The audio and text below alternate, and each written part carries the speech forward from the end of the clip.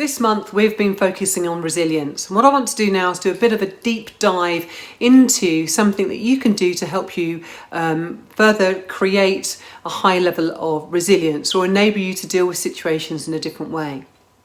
So one of the videos you've already watched was all about what's happening between now and Christmas. What are all the things that are going to challenge you in the build up to Christmas?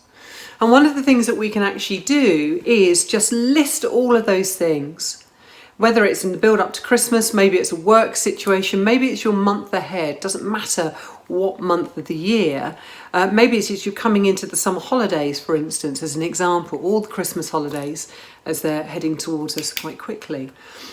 And list all the things that are going to appear in that time, personally and professionally, the things you need to get done, the timelines, the deadlines available that you have in a work environment, the deadlines you have personally. Maybe it's the Christmas shopping, getting all the food purchased for Christmas Day. Maybe it's ensuring that you know who's arriving with you on Christmas Day or where you're going and the timings that sit around that, the Christmas parties, all of those aspects.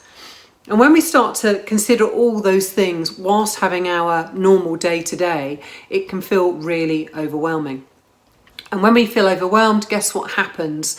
We lose our personal power. We're on the receiving end of so many things.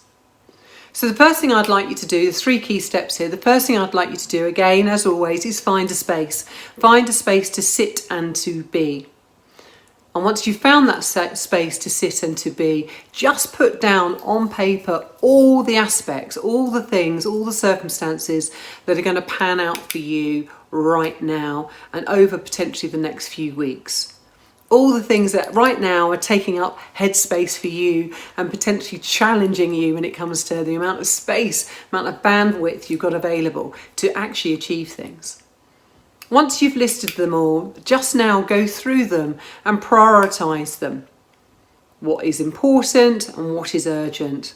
What is urgent and can wait, using the time matrix that we've already referred to in one of the other videos.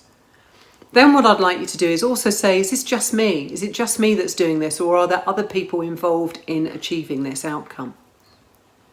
And once you start to do that and break it down, you'll notice that things will fall into a natural position and there'll be a natural ownership for the things that you need to work with first off. So find a space to sit and be, bit of a brain dump, everything that needs to be done. Look at prioritising using the time matrix that Jules referred to in a previous video. And then finally, also look at who else is involved in it. Once you've done that, you'll notice that actually things become way more manageable. Give it a go and let us know how you get on.